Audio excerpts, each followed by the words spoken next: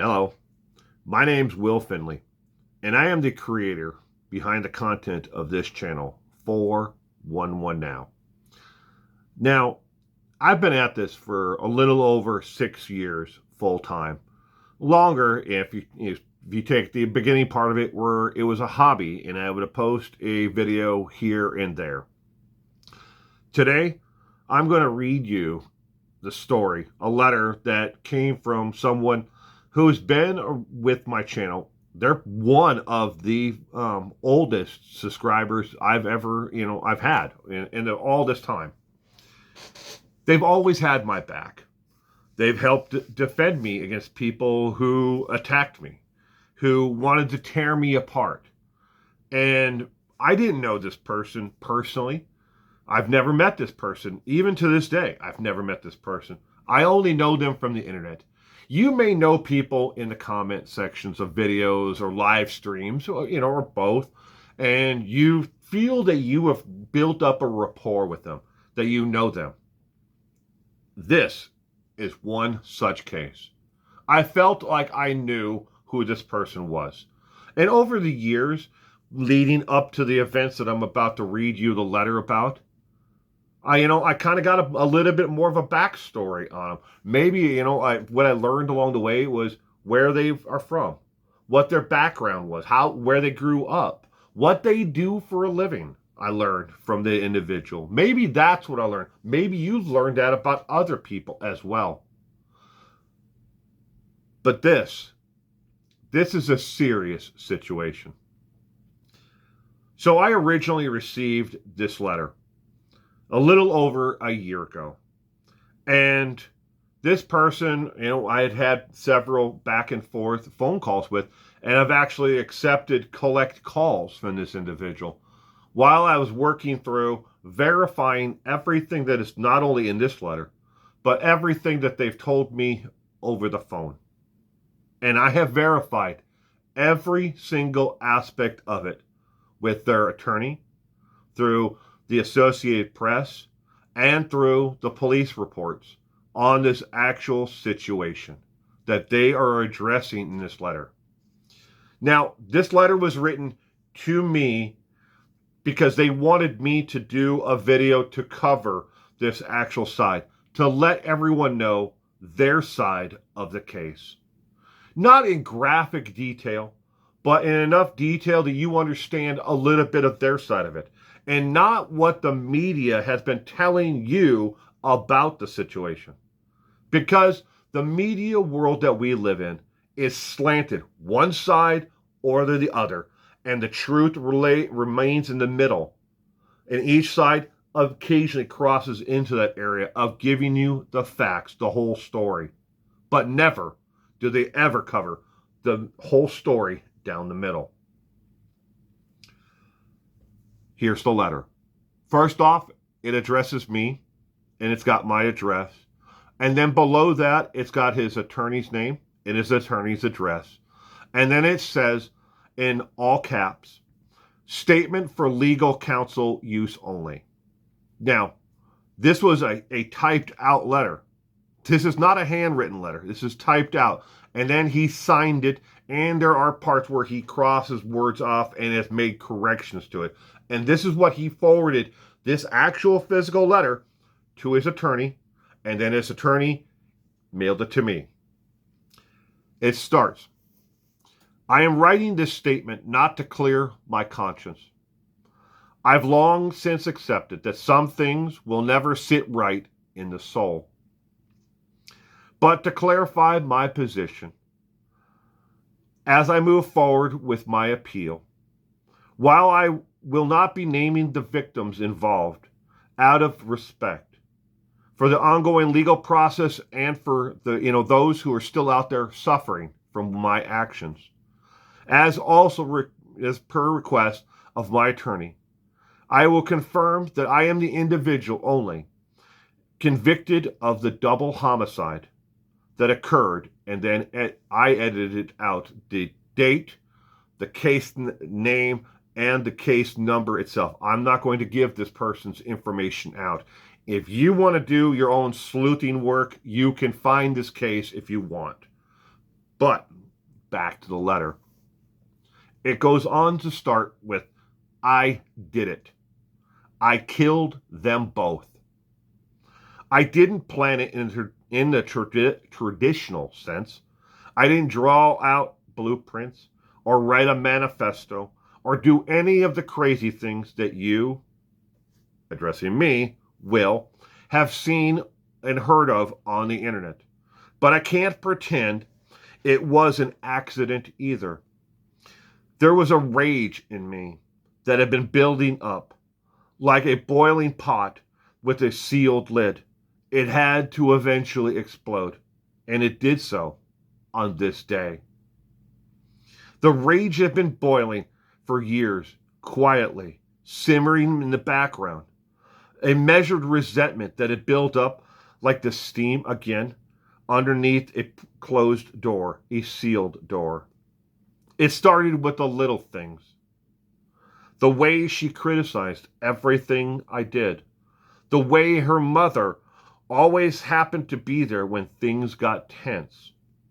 Always siding against me and egging her on to go after me even more, to make me get her more, to make me do more for her. It was like hell from about the point of 6 months of marriage going forward. It was a living hell. It felt like I was in hell. It wasn't a marriage anymore.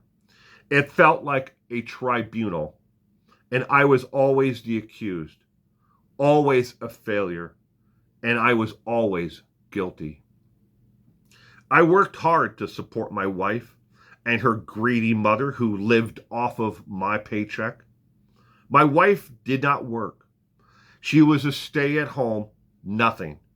Most of the days, she would sit and just watch television, play video games online, or join in the chat rooms of different, creators online of different types of content. She refused to work, even when we needed her to. She would not work. Lucky for the both of us, neither of us had children together. Sure, I had 2 children back when I was in my early 20s, but they lived out of state with their mother and their new daddy. I had long since given up physical and parental rights to both of them. The youngest I had only seen once at 9 days of age. The other I haven't seen in years prior to that.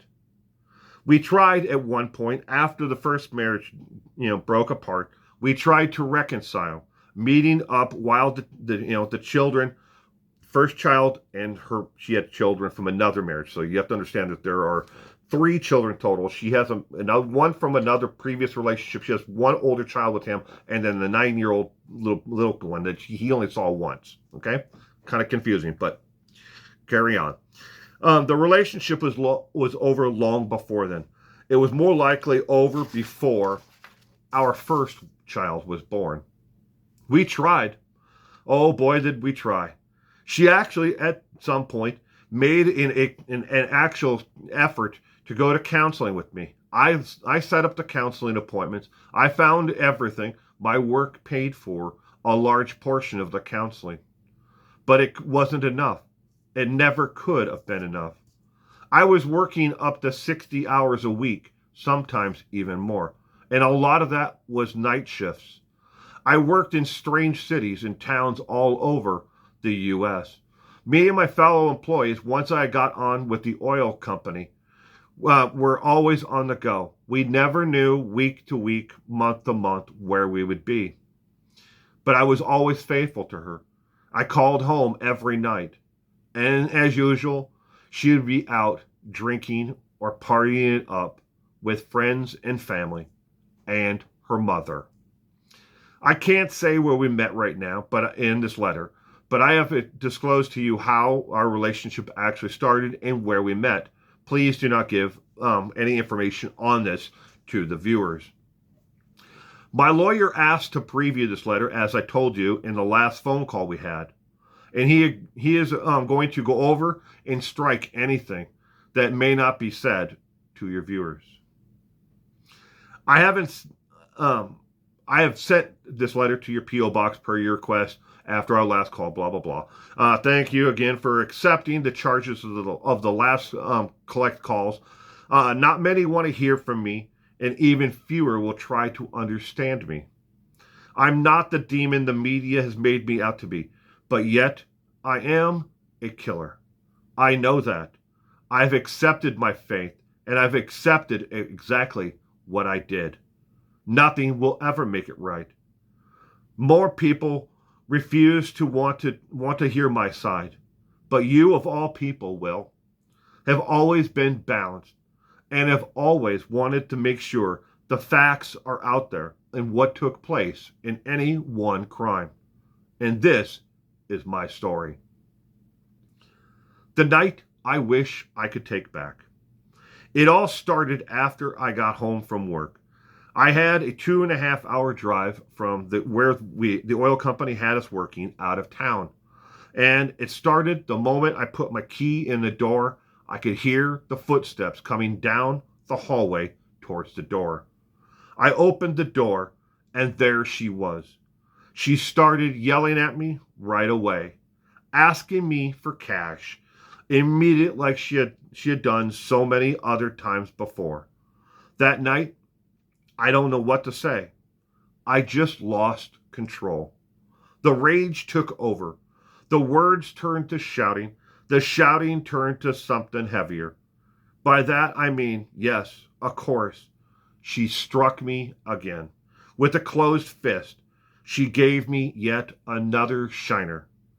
I was tired of having to tell my coworkers that I'd gotten into another scuffle, another fight, another barroom brawl, when so many of them had started to understand this wasn't, these signs, these injuries were not from another brawl, fight, scuffle.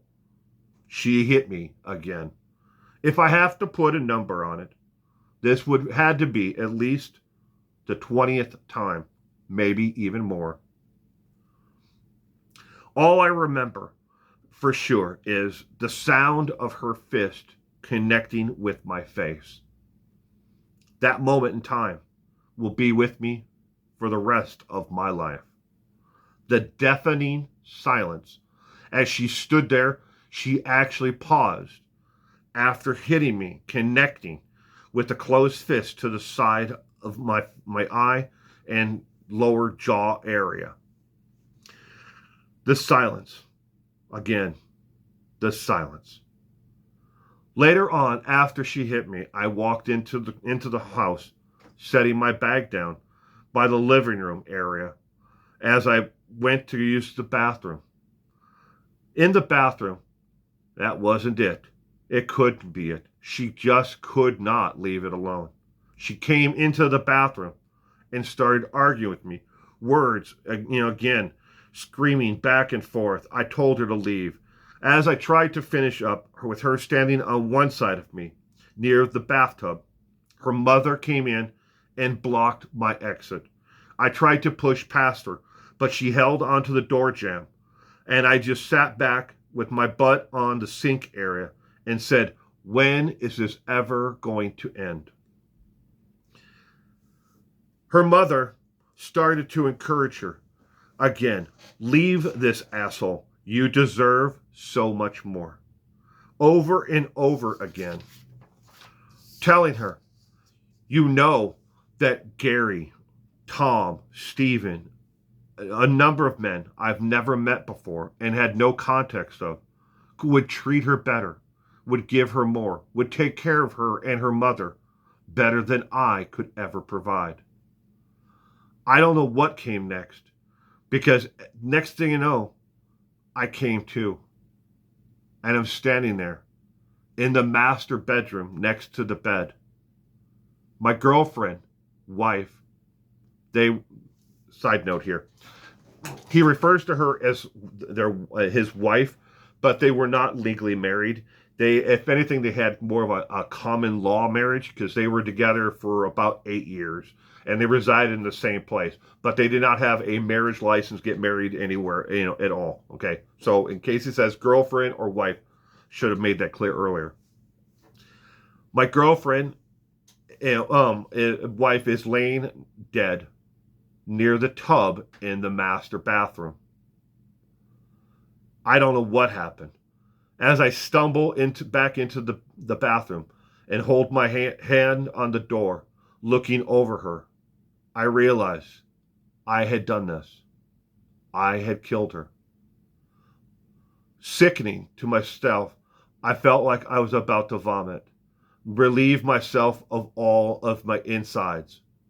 When I turned, I saw her mother at the foot of the bed in the master bedroom, dead as well. I had no weapon in my hands, nothing at all, but I was covered, both of my hands, my chest, my legs, everything covered in their blood. I did this. I stumbled out of the room and eventually ended up on my hands and knees and crawled into the kitchen area and put my back up against the refrigerator door, not knowing what I had done. Dazed, everything seemed like a dream, but an hallucinogenic dream. But I've never done hallucinogenics. I can only say that it has to be something like that. I felt like I wasn't in my own body. I was dazed. I guess that's the best I could say. My experience in life, everything, was gone in an instant. I've never experienced anything like this in my life before, and I hope to never experience it again. When it's over and I'm sitting there on the floor trying to figure out why I had done this, how this could happen, I opened the refrigerator door, still on my hands and knees, and grabbed a beer. Opened the beer and quickly finished the entire thing, and then threw it at the counter on the opposite side of the kitchen. Just staring at the walls, the ceiling. I didn't run. I'm not even sure I could have walked at that time. I was in shock of everything. The first time in years, the house was quiet. Even when they weren't home on other previous times, you felt like they were there. You heard the echoes of them screaming at me. But now, it was quiet. Deafeningly quiet. I don't know how to explain it beyond that. I know what I did. I know that no appeal will undo it. But I also know there is a difference between justice and procedure. And that right now, I'm fighting the procedural side. That's all I have left. I have no forgiveness, no sympathy, and I'm not asking for sympathy. Correct that. I have sympathy, but no sympathy will be given to me. Hell, I'm not even asking for forgiveness. I just want the truth on record. I want my side out there. I want you, Will, to make sure the world knows that these things happen and they're wrong. They shouldn't happen. As much as I can, I know I killed them. I know that. And someday, when this is all over, I will say their names again. For now, I can't. I can't bring myself to even bring the vision of them back into my mind. Until then, this is all I have. This is my truth. And then he signed the letter.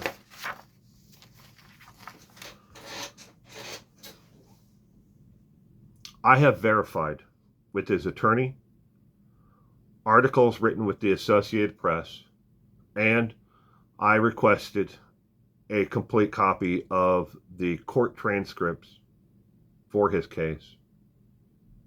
I know what he has done. I know what he's been convicted of. And he tells no lies here. A little bit of background on this individual, is he was born in Oklahoma. He grew up dirt poor. Before he got on with the oil industry, he worked a series of dead-end jobs. He's always struggled with some type of depression, mild depression, that I can understand from things that he has said to me on the phone. And you kind of get that idea, as well from the letter itself. But he's taking responsibility today for what he did. He has appeals. And what is he actually appealing? He's appealing how much they actually sentenced him time-wise too. He's not appealing the conviction itself that he did these crimes. He just wants a reduction. And rightfully so, it does look like they went above and beyond the sentencing range for his crimes. Now, these crimes happened several years back, more than a couple, so more than that. I've met people from all walks of life doing this. I've met people who've committed crimes. I've met people who have lived through some of the most horrific things that you could ever imagine. And I've met some people who have helped others to overcome even the smallest obstacles in their lives while they suffered themselves. But this man is not trying to say he never did it. He did it, but he doesn't know why he did it. But he did it, and he doesn't want to walk out of prison a free man. He just wants a better sentence for the crimes that he committed. So that's the end of today's video.